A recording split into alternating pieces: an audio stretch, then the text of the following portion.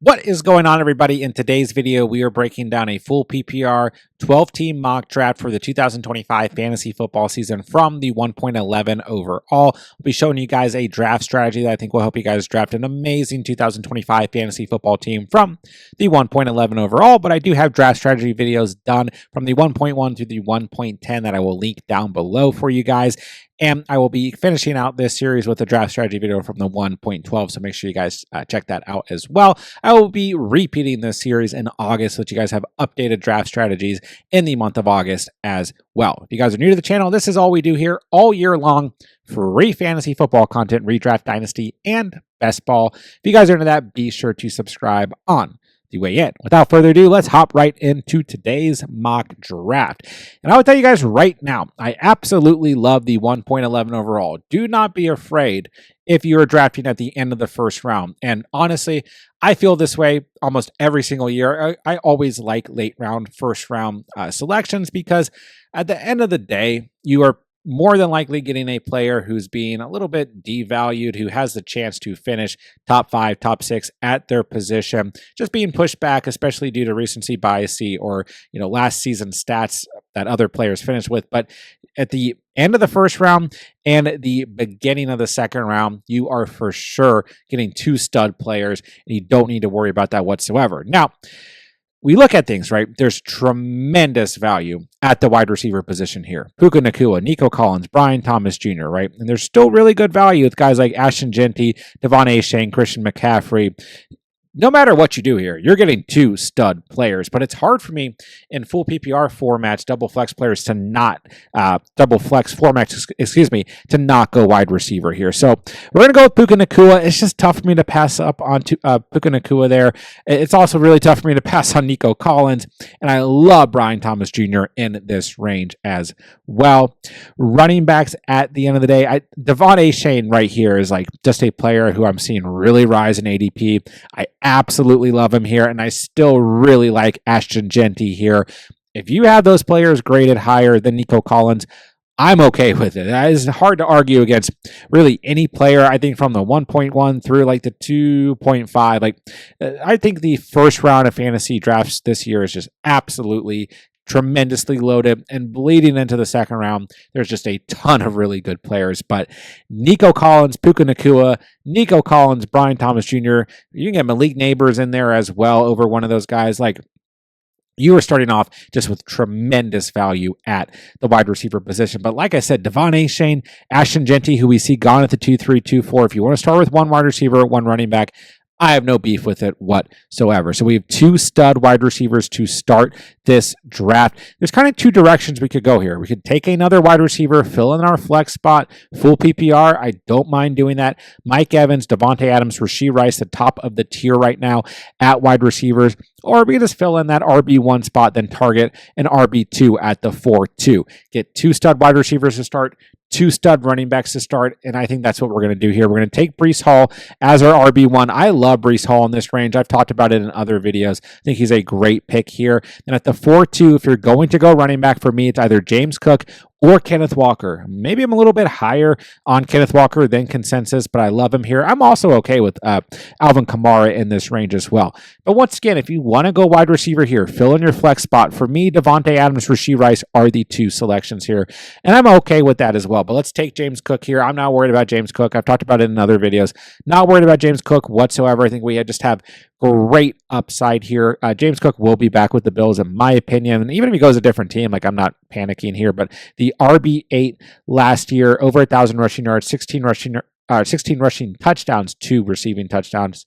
Love James Cook in this range. I'll take him all day long. Breece Hall, still a tremendous amount of upside. Loaded at wide receiver, loaded at running back to start this draft. So what do we do next? Well, for me, in full PPR formats, I want to fill out that flex spot with a wide receiver as quickly as possible. We look at available players: Xavier Worthy, Jameson Williams, kind of the top 2 available wide receivers, and I think there's a little bit of a tier break after they're selected.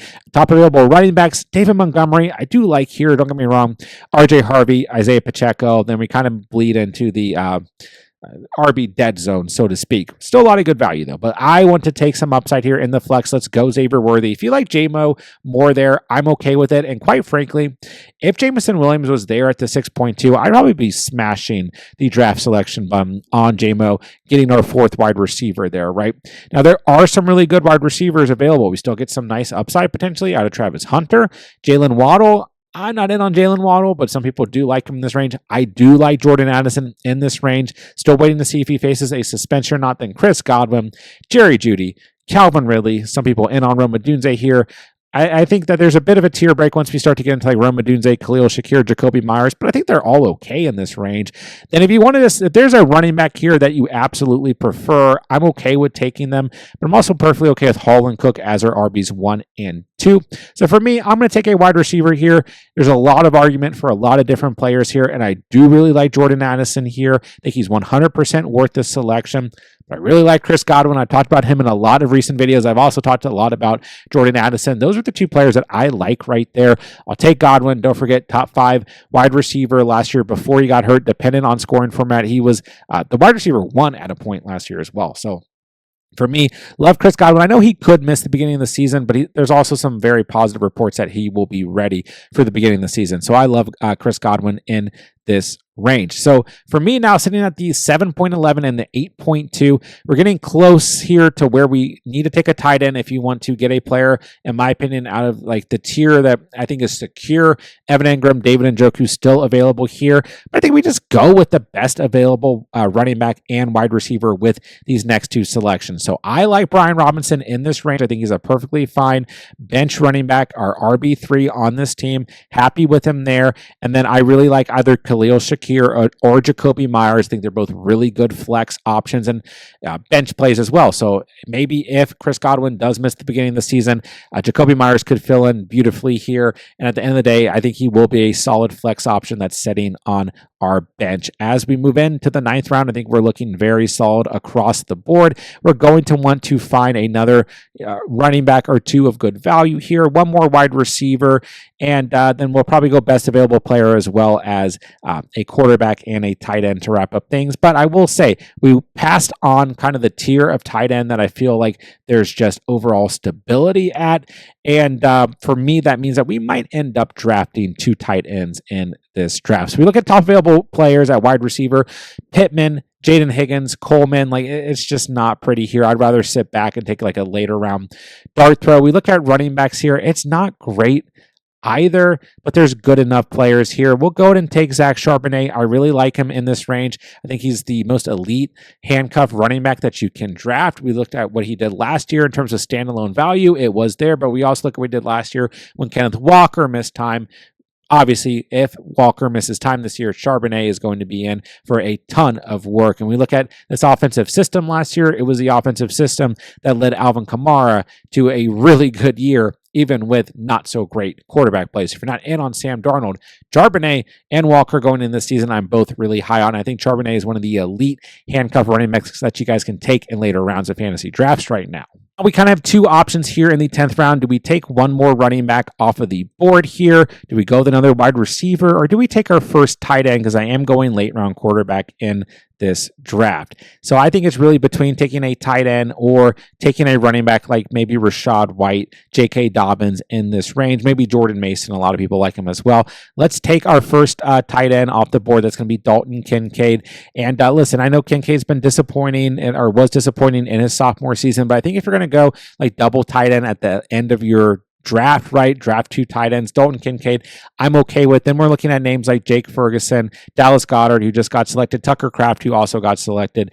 And I think, if you get a combination of those 2 guys, I'm okay with it. And if you don't, like we're not going to, there are some late round dart throws at the tight end position that I'm okay with. And I think ultimately, if you just come out with just Dalton Kincaid, I'm not completely upset about it. So with these next 2 selections, we're going to maybe end up taking 2 players on the same team. Let's find out. Here we are. It's going to be Marvin Mims and J.K. Dobbins, who I really like in this range. I think Marvin Mims really came on at the very end of the season last year. Really, think when we look at this wide receiver room for the Broncos, I do like Pat Bryant, the rookie wide receiver that they drafted, and they still spent pretty good draft capital on him. But I think that Marvin Mims has a nice amount of upside. He's a good late round dart throw. J.K. Dobbins, I really like for a lot of different reasons, but I will say, generally speaking, you're probably going to have to draft J.K. Dobbins not in the 12th round, but a little bit higher. He is a player who's being targeted anywhere between the 8th and 12th round. His ADP is all over the place right now. So I would say maybe that draft pick was a little bit unrealistic, but hey, at the end of the day, I'm going to take the value if it's there. So now we just need to wrap up with a quarterback. Michael Penix, Matthew Stafford, Tua Tagovailoa, Bryce Young, Geno Smith, Sam Darnold. Like maybe we'd be playing waivers here, but at the end of the day, no matter who you go with that quarterback here, the ADP of quarterback always pushed back in these mock drafts against the computer that I run. Josh Allen, Lamar Jackson, those guys are probably going to go in the 3rd round, so ADP is already pushed up there. And you see a ton of these teams with 2 quarterbacks. It's just not going to happen. Most teams are just going to come out of their draft with a single quarterback in 1 QB redraft format. Some of these teams, like maybe if they spend an early round pick, they might take like a security blanket late if it's like a dual threat quarterback who has that potential to get injured. And then some teams who do draft a late round quarterback like a Kyler Murray or Jared Goff, Justin Fields, maybe they will draft a second quarterback like a Dak Prescott or Drake May, whoever it may be. But ultimately, when you guys implement these draft strategies and you go late round quarterback, you may not be going quarterback necessarily in the 13th, but at the end of the day, you will find better value than Tua Tagovailoa or Matthew Stafford, Bryce Young, Cam Ward, guys like that, Michael Penix at the end of your drafts. I promise you, when you draft with real people, you will. But for me, I want to fill out those skill position players, get a late round tight end to fall to us. Generally with tight ends, I'm in the range of like David Njoku, Mark Andrews, Evan Ingram. Those are the guys like the tier that we're still kind of pushing it, but I still think that you're going to get a stability piece. And when it comes to quarterback, I promise you guys will get a better quarterback than Tua if you guys implement these strategies when you're drafting with real people. Nonetheless, Tua Tagovailoa and Dalton Kincaid at the tight end position. Breece Hall, James Cook, Brian Robinson, Zach Charbonnet, J.K. Dobbins at running back. Really like this running back room. Then wide receivers were absolutely loaded. Puka Nacua, Nico Collins, Xavier Worthy, Chris Godwin. Marvin Mims is on the bench with Jacoby Myers. Jacoby Myers, a great kind of, stability piece that can come in as a flex option. Marvin Mims or dart throw at the end of the draft. But even with guys like Brian Robinson, J.K. Dobbins, Zach Charbonnet, we'd have running backs here on the bench you could fill in the flex or as RB2s if we needed them. So skill position looks great. Tight end's good enough, and I promise you, you will draft a better quarterback than Tua if you are not happy with that selection. It will be better if you guys implement this draft strategy against real people. So there you guys have it. A team from the 1.11 overall. Like I said at the beginning of the video, I will have draft strategy videos linked down below from the 1.1 through the 1.10, and we'll have the 1.12 coming out soon for you guys as well. Then I'll repeat these videos at the beginning of the month of August so that you guys have updated draft strategy videos in August as well. If you guys are new to the channel, be sure to subscribe on the way out. This is all we do here, all year round, free fantasy football content, redraft, dynasty, and best ball. If you're into that, be sure to subscribe. More importantly, if you guys have any fantasy football questions whatsoever, drop them down below. I'll get back to you guys as soon as I possibly can. With that, I'll say thank you guys so much for watching and or listening. And remember, you saw it here on The Catch.